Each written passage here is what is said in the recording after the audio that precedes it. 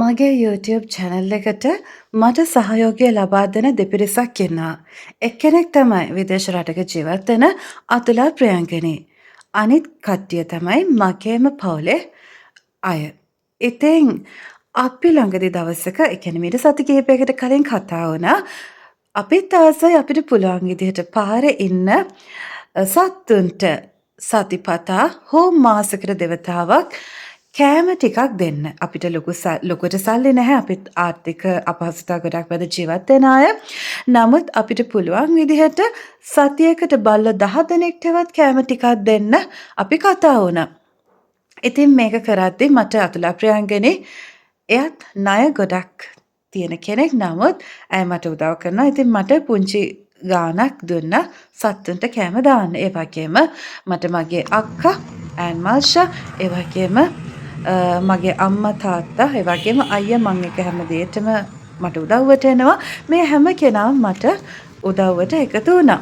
ඉතින් ওই විදිහට කතා කරාගෙන ඉඳි තමයි අපේ රටේ අවාසනාවන්තම දවස් කිහිපෙට අපි මුහුණ දුන්නේ තමයි අපේ අධික වර්ෂාවත් එක්ක ආපු දරුණු සුළඟ.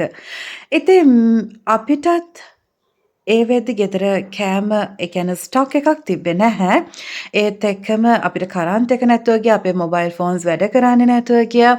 ඉතින් මේ කරදර ගොඩක් එක්ක අපි ගෙවල් වලට හිර වුණා. ඉතින් 29 වෙනිදා අපිට පුළුවන් විදිහට ගෙදර අපේ තිබ්බ විදිහට හාල් අරගෙන ඒකට පෙට් ෆුඩ් වගේ තිබ්බ පෙට් ෆුඩ් දාලා ඒ වගේම බිත්තර කිහිපයක් දාලා ගස් ලැබු ගැට තිබ්බා. ඒකත් මැල්ලුමක් විදිහට හදලා මේ බත් එකට එකතු කරලා අපි 29 30 යන දවස් දෙකේම අපේ නිවසට කිට්ටුව බල්ලෝ මං හිතන්නේ 17ක් දවස් දෙකම එකතු කරපම 17ක් විතර අපිට හම්බ වුණා. ඒගොල්ලන්ට අපි මේ දවස් දෙක ඇතුළත දුන්නා.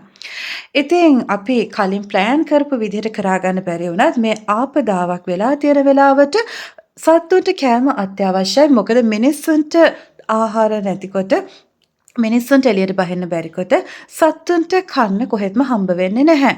ඉතින් අපි මේ වැඩේ එදා කරා. ඒ වගේ මේක වීඩියෝ කරලා අපි මේ විදිහට අපේ YouTube channel එකට දැම්මා සහ ඉදිරියටත් දාන්න බලාපොරොත්තු වෙනවා. ඒ වීඩියෝස් අපි දාන්න හේතු දෙකක් උඩ. එකක් තමයි සත්තු කියන්නේ අපි වගේම බඩගින්න වේදනාව ඒ වගේම ආදරය දුක හඳුනන જાතියක් සත්තු කොටසක්. ඉතින් අපිට දැනෙන බඩගින්නමනේ ඒගොල්ලන්ට දැනෙන්නේ. ඉතින් ආහාර ටිකක් දෙන්න ආදරෙන් ඔළුව අත ගන්න පුළුවන් නම් ඒක ලොකු දෙයක්. දෙවෙනි කාරණේ තමයි දෙවියන් වහන්සේ අපිව මැව්වා වගේම තමයි සත්තු ඇතුළු පරිසර පද්ධතිය මැව්වෙත්.